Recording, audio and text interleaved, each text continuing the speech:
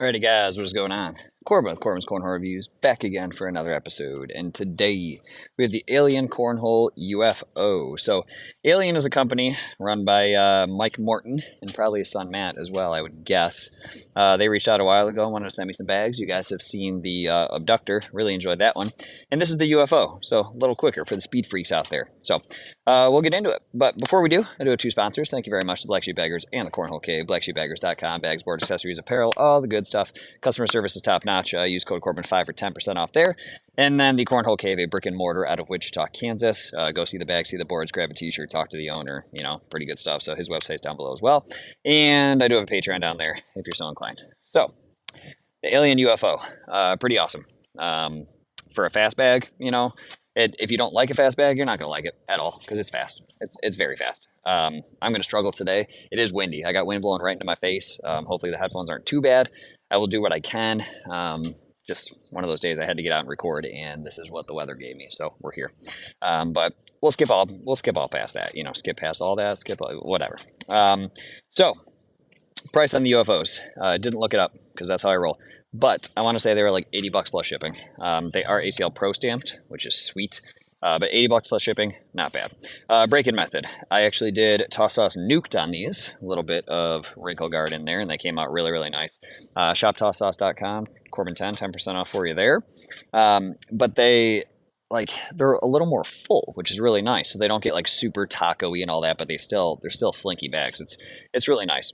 So that was price and break-in method already. Yeah, look at that. Look at me go. Speeds.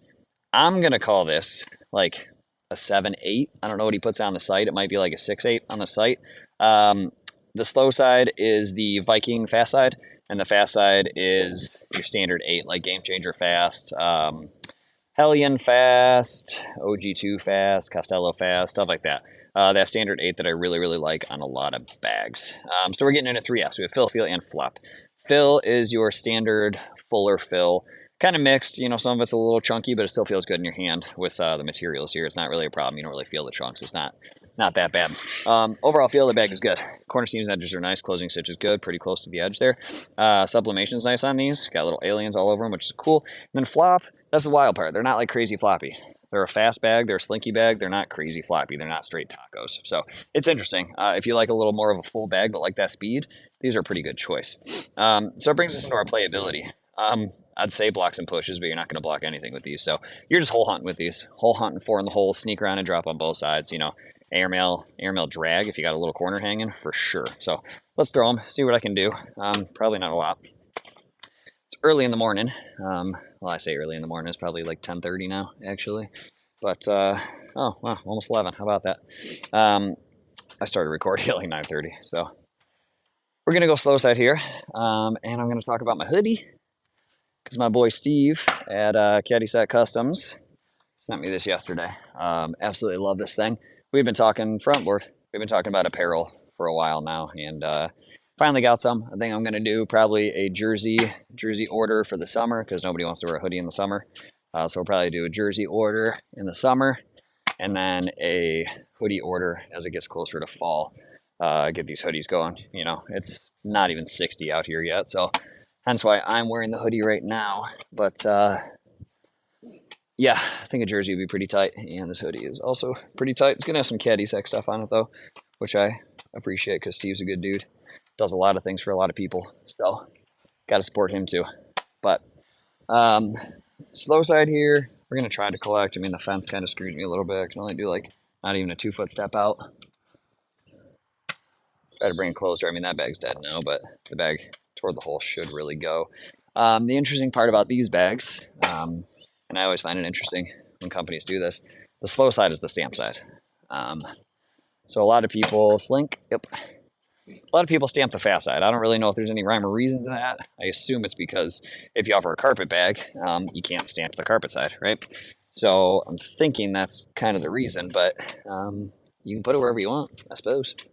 No issue. Just kind of weird if you're like, oh, stamp side's fast side. Nah, that's not true. Not on this bag, at least. A couple other bags do that, and I'm struggling to remember what they are right now, but a couple bags actually do that. So we're going fast side here. Got to loft it and not be scared. It's not a crazy fast side, but Apparently, I'm terrified of it at the moment. I mean, it's quick. It moves, and that's partially due to the fill. It's due to the materials. People don't realize the role that fill really plays in a bag's speed. Honestly, if you have like a more round bouncy fill in there, the bag tends to play a little bit slower. If you got more like mix or disc, the bag will play a little bit quicker, but it also lands softer and lets you keep it more, straight, more forgiving, stuff like that. So, oh, that's off. Later. This bag just scoots. I mean, it's one of those. And once they get grab, these are not 100% broken in. I'll tell you that right now. I have thrown them quite a bit, but they are not going anywhere near the hole. They are not 100% broken in. Oh my gosh, Corbin. That's a solid one. This fast side, when it's not fully broken in yet, it does have a lot of speed to it. So as it breaks in, it does get a little bit slower. Gets a little softer in your hand and plays a little nicer. But as it sits right now, like I wouldn't be upset about playing it. It's just a little quick for my liking at the moment. So do a little alternating here. A little slow side. That one did hit my leg, but still controllable. I mean, this slow side, it's no problem. This bag I could really see being nice in a situation where it's actually a little bit sticky out, because then, see how fast I just climbed. Because then, even though it's sticky, climb again. Yep. Your slow side is going to be a little stickier because this is that slow side that kind of dies in humidity, right? So your slow side's still going to remain a little bit sticky and give you a nice block. Your fast side is still going to fly right through everything. So if it's a little humid, I could actually see wanting to use these bags. But if it's not humid and it's just totally dry, I have a feeling you're going to have trouble keeping something on the board. Just taking a guess. I hope you guys can see that. That was actually wind induced, not me induced, because that was a good throw. I was just a little bit nose down and then it dived. So that's okay. Let's try again. Yeah, I did it again. That was actually me induced. Trying to go for that push, a little bit of wind. When you got wind in your face, I don't know if you guys know this, like you have to throw the bag super flat, obviously, with a higher rev rate. Kind of like throwing a frisbee, right? Higher rev rate, really flat, and it'll kind of fight through the wind. I did not do that. I think my rev rate was fine. Ooh, thought that was come back. The rev rate was okay, but I was nose down, which unfortunately I tend to do with pushes. It's just the release because I'm releasing it earlier because I want it to go lower. See if I can get a nasty drag out of this. I don't really think anything's hanging, but I'm going to try. Nice and high. Yeah, all right. Maybe if I had a second one. Might have worked. Got a little more hanging that time. But yeah, if you throw it, nice and flat, it's just that's where I struggle on pushes. I go nose down a lot because I'm releasing it earlier because I want it lower. So I need to work on that, obviously. But, just a little flick. Up she goes. The wind is kicking. But that's all right. It's still a nice day. Can't really be too upset with it. That one actually lofted a little more, but kept it flat enough. Nope, that one's off. Later. Silly. But yeah, these bags play nice if you're a speedy bag kind of guy. You guys know for the most part I'm not. Speedy bags are not necessarily my cup of tea. I don't throw them often. Did throw Devastators the other night. Hit a blind draw, and that was fine. I mean, they were slow enough. They were super broken. That was fine. I just really like a bag that I can lay a block with, and not be terrified of missing the board. Not be terrified of either things. You know what I mean? This is fast out here. A little lofty. Ugh. Can't drag that one? I mean, rough. Nope.